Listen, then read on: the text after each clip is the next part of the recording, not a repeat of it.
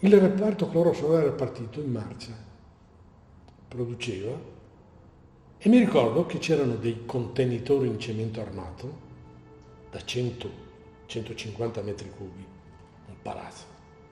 Quel povero Cristo che doveva entrare con la manichetta dell'acqua per lavare il ghiaione, veniva legato qui sulla pancia e veniva calato all'interno.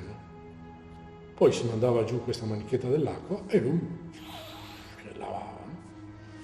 Però lavando con l'acqua creava le prime esalazioni di cloro, no? Su questa patina. Ha detto: Tony, attacca lì la manichetta dell'aria che mandiamo dentro l'aria. Però lo stabilimento era in costruzione. Le condotte dell'aria, dell'azoto, del gas non avevano cartelli, non avevano niente. A questo punto il Tony di turno doveva attaccare questa manichetta dell'aria, è andato lì, c'erano le valvole, ha aperto, ho sentito soffiare, nel giro di 3 secondi l'uomo che era dentro si è gonfiato e è scoppiato. Allora noi da sopra, il cloro, perché il cloro, no? Tira su questa corda, l'uomo praticamente è piegato in due, non esce per il cono della tramogia. Cosa facciamo? Butta giù un altro, legalo, buttalo giù che vada a vedere cosa è successo, perché quello lì entra, pum, scoppia, tira su, praticamente è piegato anche quello, e non si fa niente. Arriva l'assistente di giornata, si accorge di questo, eh? Porca miseria, cosa fa? Anche quello, legalo di qua, buttalo dentro, pum, morto. Nel frattempo passa il capogruppo, butta l'occhio, cazzo lui sapeva tutto, no?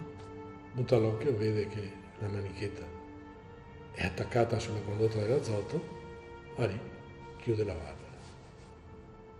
Zitto. Interviene l'impresa edile, la Saccai, no? Con i martelli pneumatici, si fa un foro sulla parete ed è stato estratte queste 3 persone che le ho ancora davanti alla faccia. Mi è rimasto impresso praticamente la mano, che avevano le dita che erano così grosse, perché l'azoto praticamente li aveva gonfiati, no? E sono stati estratti, c'era il parroco perché gli doveva garantire il paradiso, no? Per i loro peccati. C'era il medico, mi ricordo, mi è rimasto impresso che aveva una siringa così grande per fargli delle iniezioni, chissà di che cosa, non lo so, ma è ovvio che erano morti, insomma. E questo è successo tutto nella mattinata. Alla sera, alle 10, il reparto è andato in marcia.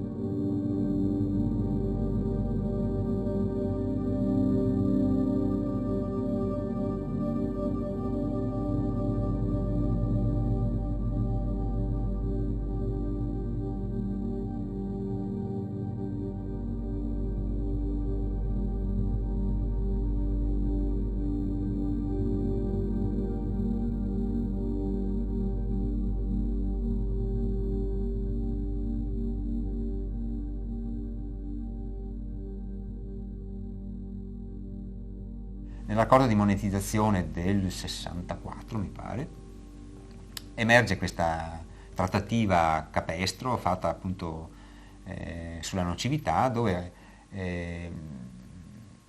viene proprio, come dire, viene parametrata la salute e si stabilisce che un tot per quelli che lavorano a San Marco, che avevano un'indennità più alta, un tot per quelli che lavorano al cloro di vinile, un tot per quelli che lavorano agli AC, che sono gli impianti appunto dell'acetilene, un tot per quelli che lavorano in vari reparti, e questo chiaramente non può andare bene per chi comincia ad avere come me una valutazione che al primo posto mette la persona e non il lavoro. Il potere operaio ha avuto questo, secondo me, di corretto, che è sempre partito dagli operai. Cioè non ci devono essere, come dire, parole d'ordine che arrivano dall'esterno, da qualche ideologia, no. Sono le esigenze operaie che devono comandare, devono indirizzare l'azione politica anche più generale, e tutto deve ruotare attorno a questo. È stata una frattura, come dire, esistenziale prima di tutto col sindacato e con il Partito Comunista, nel senso che l'ottica di allora dei partiti della sinistra, e per molto tempo rimarrà quella, sarà di considerare il lavoro come strumento che plasma le persone.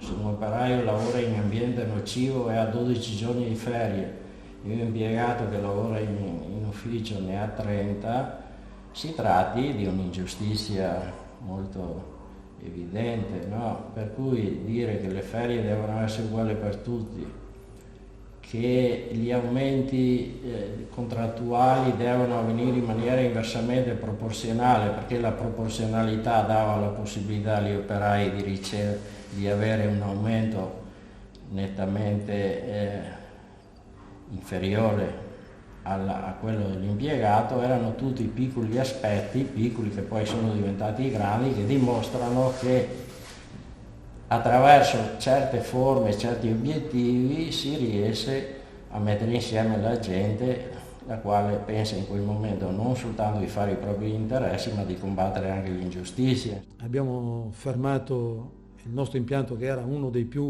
cosiddetti più avanzati, da C1, l'abbiamo fermato, messo in sicurezza, e qua, al termine dello sciopero, l'abbiamo riavviato e l'abbiamo riconsegnato nelle mani dei dirigenti, del caporeparto.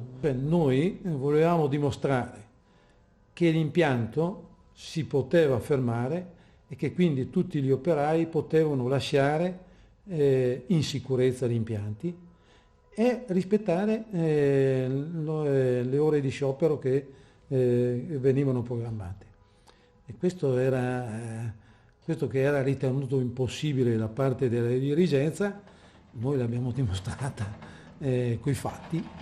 Abbiamo fermato il nostro impianto, che era uno dei cosiddetti più avanzati, da C1, l'abbiamo fermato, messo in sicurezza, e qua, al termine dello sciopero, l'abbiamo riavviato e l'abbiamo riconsegnato nelle mani dei dirigenti, del caporeparto. Le parole d'ordine, le cose erano immediate da parte dei compagni del potere operaio, cioè che non avevi motivo di dire, cioè, perché il PC non se ne appropriava di queste parole d'ordine, il sindacato non se ne appropriava di queste parole, cioè era questo, tante volte si discuteva anche ma il sindacato, il sindacato in quel momento era assente dalle problematiche dei lavoratori. Teniamo presente la situazione internazionale, che allora influiva molto, nel senso che appunto il sindacato era forse allora più attento appunto alle vicende nazionali e internazionali, politiche, che non tanto alla realtà di fabbrica.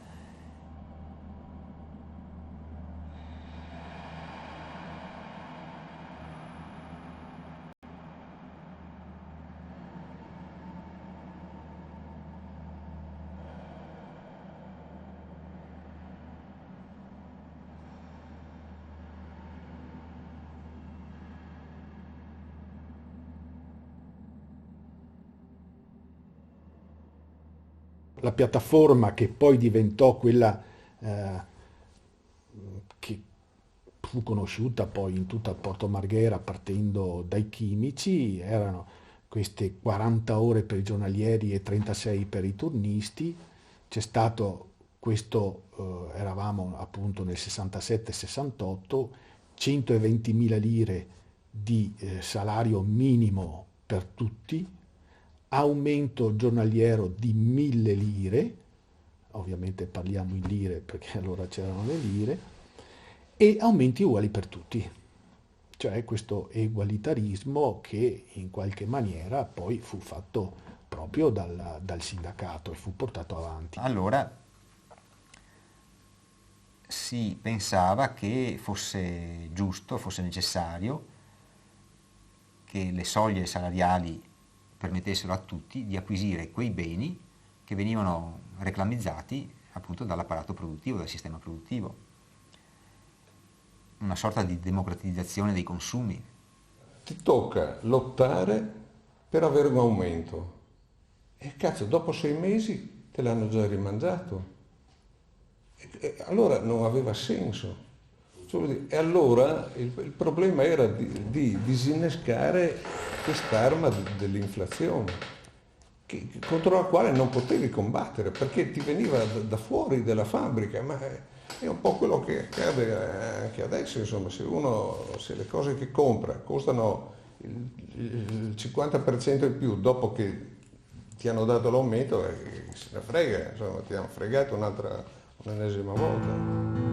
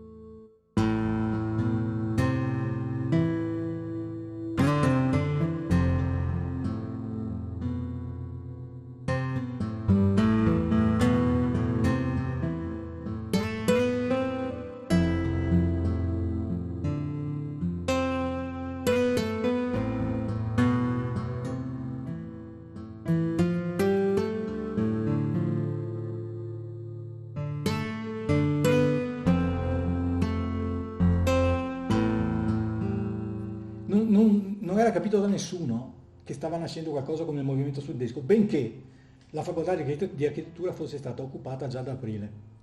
Subito dopo aveva occupato anche sociologia a Trento. E noi ovviamente eravamo un po' il frutto di questa situazione. Si andava alle riunioni a casa di Massimo Cacciari, che all'epoca lavorava con Negri, lavorava con quello che si chiamava potere operaio, la classe operaia prima, poi potere operaio e poi varie cose. Salvo che poi a un certo punto Tronti scrisse un articolo, Mario Tronti, scrisse un articolo su, non mi ricordo più che rivista, intitolato Dentro e Contro. Ricordo l'articolo di Tronti, come la classe operaia è dentro e contro il capitalismo, così noi dovevamo essere dentro e contro il Partito Comunista. E ci fecero regolarmente iscrivere al Partito Comunista. Questo ha bruciato per me una gran parte delle energie, delle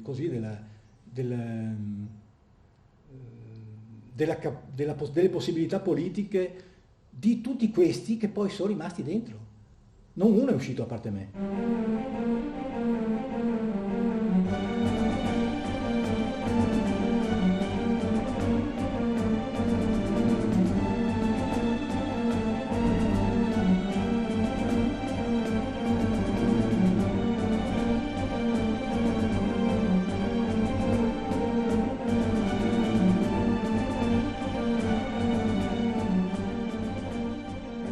Entravi un meccanismo, cioè un meccanismo proprio a cascata delle condizioni del lavoro. E da qua anche il famoso rifiuto del lavoro, no? Cioè la riscoperta della tua esistenza fuori dalla fabbrica. Ecco, per il rifiuto del lavoro bisogna intendere la possibilità di una emancipazione di classe, delle masse e anche dei singoli, senza passare attraverso il lavoro. Il discorso del rifiuto del lavoro era importantissimo perché veniva fuori dappertutto, dal sindacato, dal partito, c'era questa etica del lavoro che veniva a mascherare una politica di conciliazione di classe, che stava davanti agli occhi di tutti, insomma. Nel 1966 c'era stato un famoso contratto in cui gli operai avevano preso il 5% in percentuale, per cui era scandaloso. Noi siamo riusciti a fare la piattaforma ufficiale, naturalmente presentata dal sindacato, in cui una parte veniva applicata di questo premio di produzione con dei criteri di percentuale, però una parte doveva essere uguale per tutti ed era stata individuata con le 5.000 lire uguali per tutti.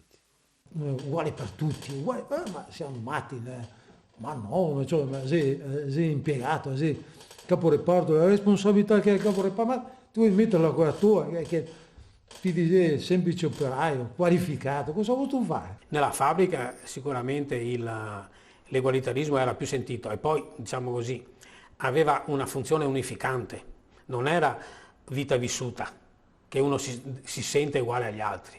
Lì l'egualitarismo aveva una funzione politica. Io vado in aula, faccio le mie 18 ore da insegnante di ruolo, come le fa le altre 18 ore, le fa il precario. E non capisco perché. A me che sono di ruolo mi devi dare un salario in più, la cosa ovviamente mi fa comodo, no? Mi dai un salario in più. Invece a quello lo tieni precario e gli dai il salario minimo. Ora, l'essere precario non è che dipendeva da lui che non faceva il concorso, ma dipendeva dallo Stato, dal Ministero, che non fa il concorso, perché ha interesse a pagare di meno una certa quota della forza lavoro, no? Che tra l'altro gli permette anche una maggiore, diciamo, flessibilità, mobilità, no? Io non è che mi sentivo uguale al mio collega, perché magari così potevo avere motivi per non apprezzarlo, però di fronte a chi ti dà il lavoro e di fronte a chi ti dà il salario, tu svolgi la stessa mansione.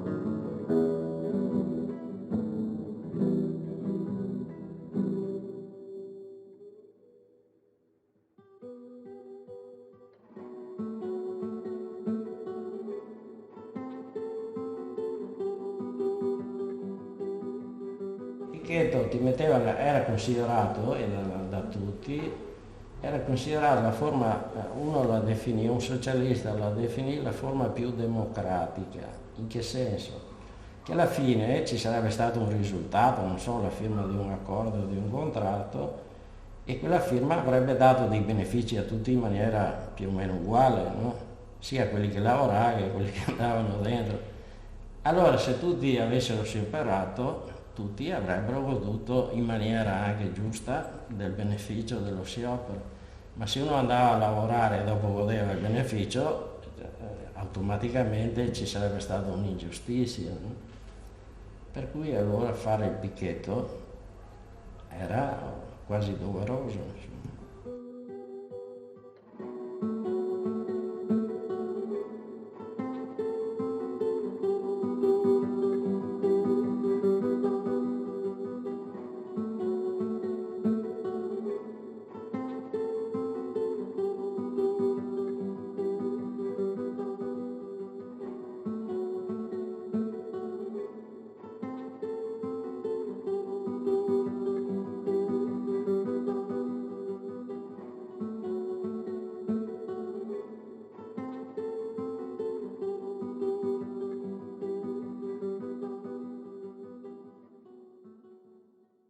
Si chiamava il Nucleo Politico Padovano, che era stato fondato, organizzato, insomma, da alcuni studenti di fisica, studenti ricercatori di fisica.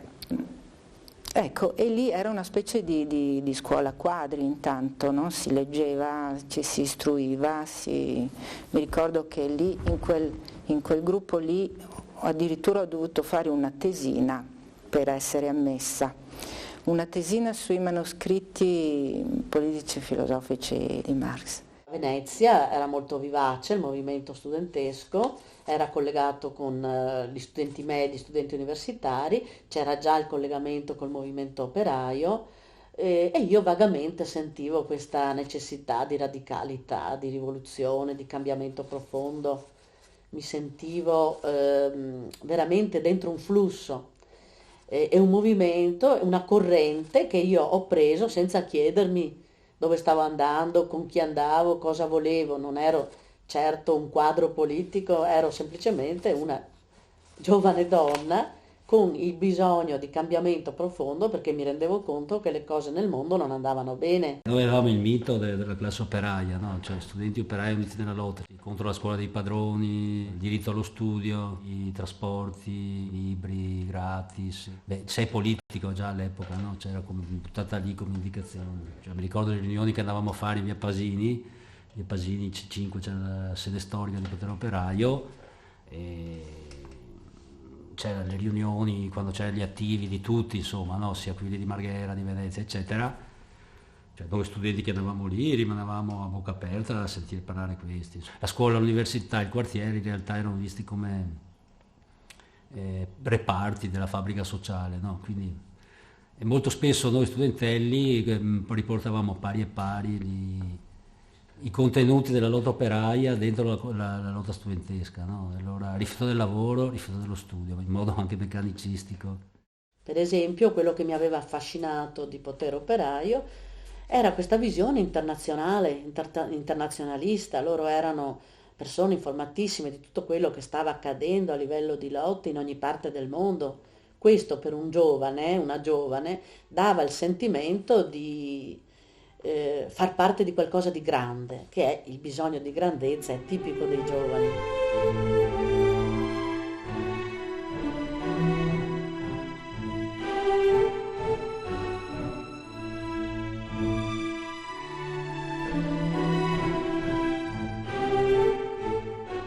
C'era la felicità, cioè c'era la gioia di lottare, cioè, ma non tanto perché si era più giovani, ci si divertiva, non era questo, c'era la consapevolezza di liberarsi dallo sfruttamento, di vivere in case più decenti, di avere la prospettiva di un lavoro, di essere rispettati nella dignità e di conquistare una democrazia vera. C'era questo dentro. Ecco la grandezza di questi 3 anni, che poi è cominciato a defluire quando non ha funzionato, cioè non è cresciuto il progetto di società su cui si era lottato e su cui si sperava che crescesse.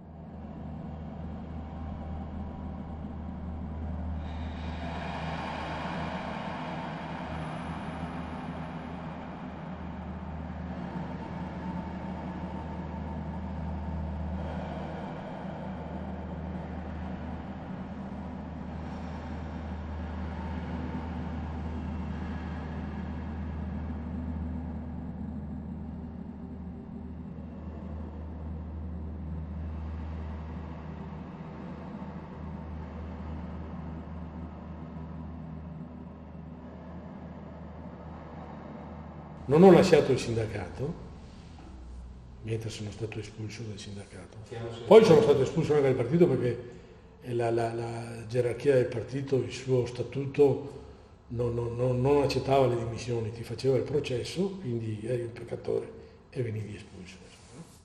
Il sindacato ci espelle subito dopo le lotte del 68 e nasce il gruppo appunto Potere Operaio con una propria sede, con una propria capacità organizzativa, con una propria capacità di proporre materiali di comunicazione. Prima psicosillarlo e poi distribuirlo, presentarsi a Marghera alle 5 di mattina per il turno delle 6, alle 1 per il turno delle 2 e la sera, ecco, e poi giornalieri alle 8. Ma io ho fatto un sacco di volantinaggi, un sacco di politica dentro, tanto che a un certo punto ho smesso completamente di andare all'università. Cioè ero facilitato dal fatto che non occorreva frequentare, per cui in realtà mi sono trasferito a Marghera, io e un altro, in pratica. Quindi fare vita militante vuol dire anche vendere il giornale Potere Operaio. Un'immagine contraddittoria di me può essere quella di una giovane donna di 20 anni, 21, in minigonne che distribuisce la democrazia e il fucile in mano agli operai, in braccio agli operai. E questa era una contraddizione lì, una volta che vendevo queste riviste, sono stata fermata e anche alcuni professori mi hanno un po' presa in giro dicendo: ma cosa fai tu qui? Raccoglievo queste studentesse, questi studenti, alle ore folli, alle 4 di mattina, in giro per Padova, a 500, pieni di volantini, a raccogliere questi studenti assonnati anche loro quanto me, e a furia di spintonare perché si svegliassero, io portavo a Marghera, ecco. E io rappresentavo un po' un Tremonion forse, no? Questo personaggio che ha fatto l'università e che d'altra parte ha questa grossa capacità di essere presente nei picchetti, anche parlando con perché gli studenti non è che parlassero tanto, di non lì a capire com'era il mondo, tanti. Dopo a un punto, per volta riuscivano a dire, a spiegare una parola. Ma all'inizio questi operai che dicevano, mettevano le mani così, no? In bicicletta, con una su una, per prendere il volantino, e tu dovessi capace a piegare il volantino in veloce, un pacco di volantini qua, no? Volantino, e infilarlo nella forcella delle dita. E così diceva, carta! Per dire uno skate, no? Carta! E tu devi essere in grado in quell'attimo di instaurare un rapporto politico comunque. Io credo che in quegli anni noi fossimo, come dire, quasi convinti che la soluzione sarebbe uscita da sola. Eravamo quasi convinti che a furia di dare carta, volantini, ne abbiamo distribuiti, io credo, non so, centinaia di migliaia, insomma, perché noi quasi tutti, cioè, facevamo anche 3, 4, 5 volantini alla settimana, voleva dire a quel punto finire a mezzanotte e alle 4 essere davanti ai cancelli della fabbrica a dare fuori i volantini e dopo andare a lavorare. Il livello di elaborazione teorica è sempre riservato ai maschi, tutto il più mi fanno correggere i volantini perché io sono la laureata o me li fanno stendere, ecco, ma il livello di elaborazione teorica è loro, la direzione è dei maschi. Però io insomma, non ho mai vissuto con rabbia, devo dire, questa cosa. Noi venivamo anche con una certa cadenza, non so, una volta al mese per dire, poi ogni tanto erano anche dei convegni un po' più vasti. Lavoravamo bene assieme, no? E soprattutto c'era il fatto che insomma, per tutta una serie di accadimenti, di sviluppi della lotta in fabbrica e fuori dalla fabbrica, evidentemente avevano un'angolazione, una visione molto più ampia della nostra e ci davano molti più strumenti di quanti potessimo avere. C'era l'idea che noi a Marghera eravamo i meglio del mondo. Questo qui era diffuso tra quelli che lavoravano qua e questo era quello che noi tutti pensavamo, che nessun altro avesse il tipo di esperienza che stavamo facendo noi. Confortata dal fatto che appunto quando si andava fuori c'era un grosso rispetto per il lavoro che facevamo, non era infondato, cioè era un'idea sbagliata, ma non aveva radici di fantasia, c'era un lavoro grosso dietro. Per me la fase più feconda del potere operaio è stata quella a cavallo tra il 69 e il 70. No? Dopodiché noi, cioè, chi è riuscito a farsi fecondare lì ha continuato ad andare avanti. Ma dopo il dibattito era talmente come dire, astruso, talmente che bisogna avere una grande pazienza per starci. Tutta questa campagna sull'insurrezione, per esempio, no? Io personalmente ho fatto uno sforzo molto grosso a ricondurla a un'ipotesi politica, bla bla bla bla bla bla bla bla, ma gli altri mi dicevano sono per le balle la monada. Il potere operaio è stata sì una sconfitta, ma non una sconfitta dell'attività politica, è stata una sconfitta di una forma organizzativa, nel senso che non riusciva più a rispondere a quelle che erano le esigenze che si formavano altrove. E evidentemente questa soggettività premeva e non si lasciava ingabbiare o comunque organizzare dentro una rete di partito che evidentemente come è stato concepito nel Novecento, perlomeno fino agli anni nostri, il partito non ha funzionato più. E ancora oggi uno, se pensa politicamente, si domanda: ma qual è il modo con cui si può organizzare la diversità?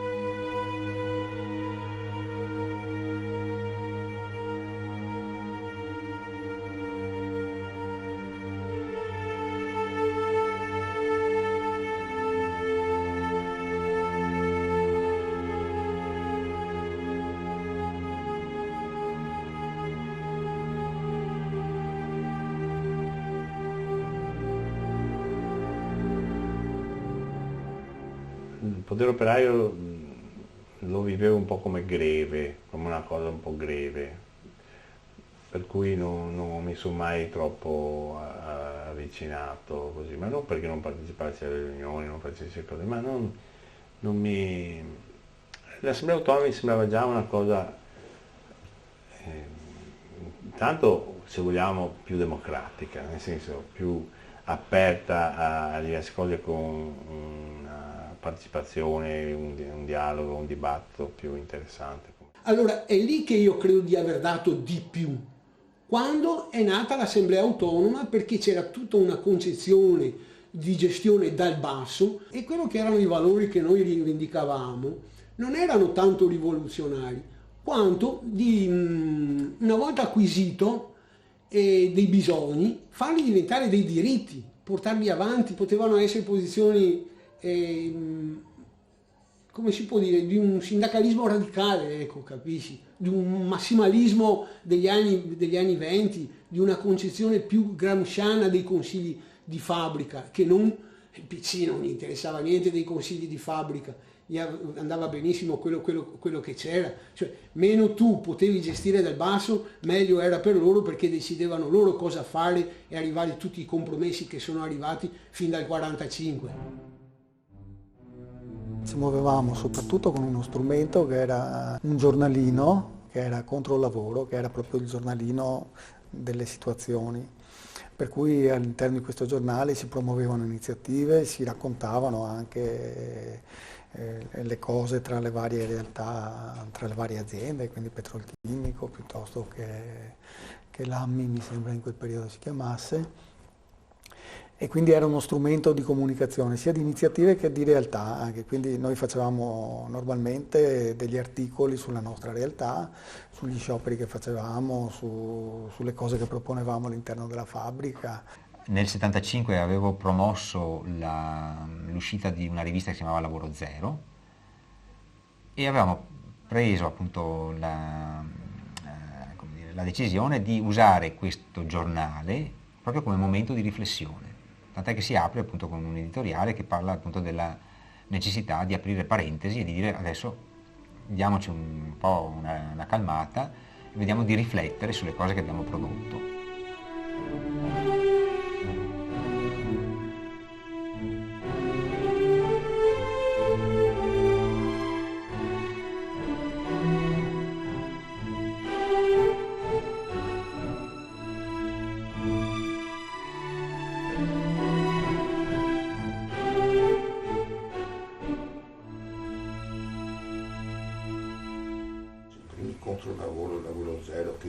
Mi sono letto lì perché venivano distribuiti vicino alle mense. Cioè, la magistratura invece se avesse voluto il processo petrolchimico avrebbe potuto farlo nel 1978 e non nel 1996. E gli elementi c'erano tutti quanti. sia dal punto di vista della nocività del CVM più C, sia sul discorso del disastro ambientale causato dallo spandere merda chimica un po' dappertutto.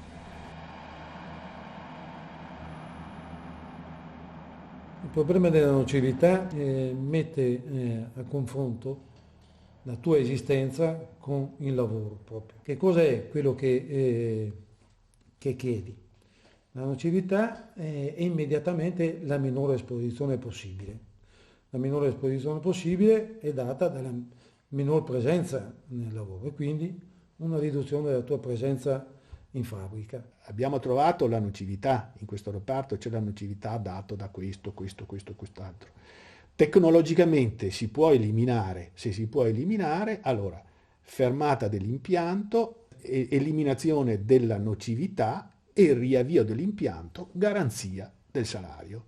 Se questo non viene fatto, l'operaio è necessitato a trovare altri meccanismi per difendersi. Da una parte abbiamo anche pubblicizzato proprio come forma di lotta, anche se di difesa e molto individualista, l'assenteismo. Abbiamo anche stampato poi nel 75 un opuscolo dove si spiegava all'operaio come doveva fare per fare la lotta individuale dell'assenteismo. Noi non eravamo fabbrichisti, noi eravamo operaisti, nel senso che capivamo che non era la lotta solo di fabbrica che si doveva fare, ma era una lotta in vari punti non solo della produzione, ma anche della distribuzione della ricchezza.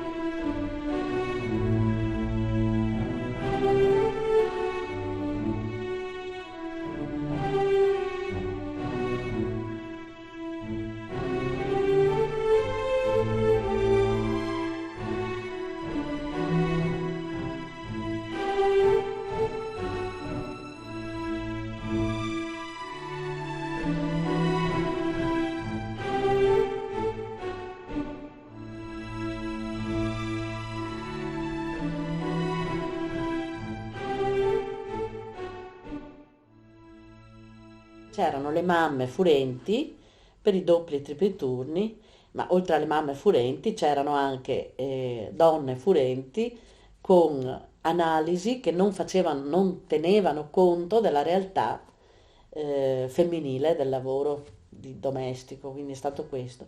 Io ho lavorato per 2 anni nel quartiere.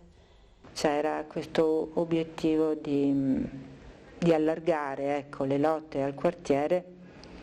Allora si diceva per non perdere le conquiste salariali che si facevano in fabbrica, no? E lì ho incominciato sì a muovermi da sola, ecco, sul quartiere, era più il mio ambiente per la lotta per l'autoriduzione. Così abbiamo cominciato con la Coop, che l'avevamo là vicina, poi siamo andati anche in altri supermercati, al PAN, adesso non c'erano tutti questi che ci sono adesso. Si facevano i picchetti davanti alla Coop e poi la Coop era il mio supermercato dove andavo io a fare la spesa e quindi insomma era un po' anche imbarazzante. Oddio, leggevamo dei volantini, incitavamo la gente a fare il sciopero della spesa e dicevamo che lo zucchero non deve costare 1.000 lire, deve costare, è un bene primario, deve costare meno di 1.000 lire. Il pane deve esserci il pane comune, non quello raffinato all'olio o tutto il pane come c'è adesso che costa un sacco di soldi. Noi alla fine abbiamo ottenuto più di 400 case per la gente che aveva bisogno e c'era anche una forma, come dire, autoselettiva, no? Nel senso, da una parte noi facevamo cose con chi partecipava, chi non partecipava non esisteva. Eravamo in strada, mi ricordo col commissario albanese, che è anche stato lui ucciso dalle Brigate Rosse, mi ricordo che mi diceva Scrocolo, basta, perché bloccavamo la Triestina perché non c'erano i servizi, allora c'erano questi problemi, c'era il problema dei pullman, c'era il problema del verde pubblico, c'era un'infinità di problemi su questo quartiere, capito? E allora lì guerra, lotte, blocchi stradali con donne, con figli, con bla bla bla. C'era questa energia, diciamo, che era conflittuale ovviamente, però era un'energia anche di consapevolezza che c'erano dei diritti calpestati sostanzialmente. Beh, insomma, doveva essere una presa del potere graduale che arrivava come da sé, insomma, dopo che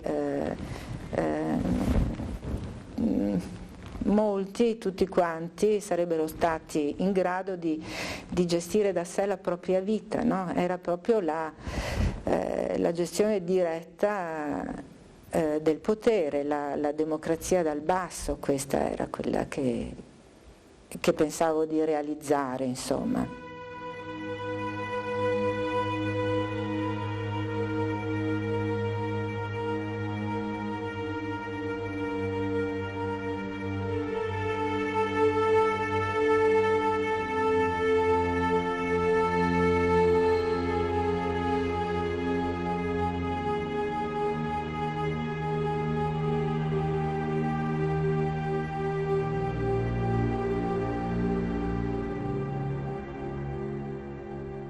Nella ristrutturazione in realtà o tu fai il discorso di cosa, come, quanto produrre, di riduzione del lavoro, lavorare meno per lavorare tutti, oppure quando la fabbrica sta per essere ristrutturata tu devi dire, e difatti noi l'avevamo detto,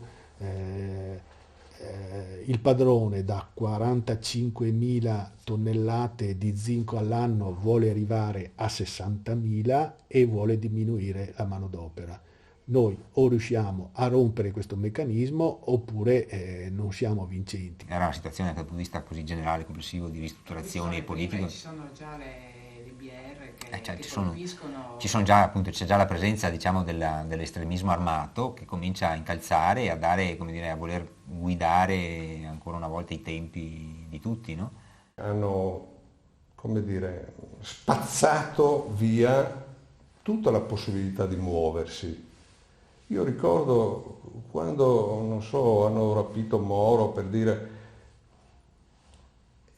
ma cosa potevi fare? Cioè, voglio dire, dove era una risposta? Cioè, la fabbrica stessa, che scese tutta, ma voglio dire, c'era un disorientamento, ma che non aveva senso. Come fai a trovare delle, come dire, a delle risposte praticabili, delle risposte politiche, quando uno ti agisse su un livello stellare, proprio una roba astronomica? Ecco, noi allora prendemmo anche pubblicamente posizione contro queste forme, eccetera, eccetera, ma quello che forse ci è mancato è stata appunto la capacità proprio di continuare a fare delle proposte politiche.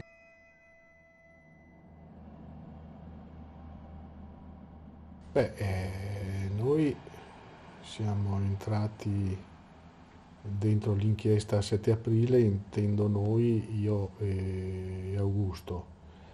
7 aprile del 79 vediamo questa inchiesta di Calogero che è proprio la sintesi dell'odio del Partito Comunista nei nostri riguardi e che lui tramuta in risposte giudiziarie, e lo si vede chiaramente da chi è fonte delle sue informazioni, e cioè sono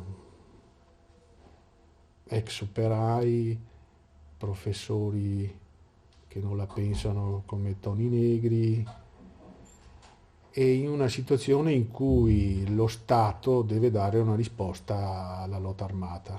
Io vengo arrestato il 24 gennaio dell'80 col terzo blitz del 7 aprile e rimango fino 4 anni e 233 giorni fino al 12 settembre del 2004. Io vengo 84 e vengo scarcerato assieme a Ferrari Bravo e Emilio Vesce dopo 10 giorni di sciopero della fame.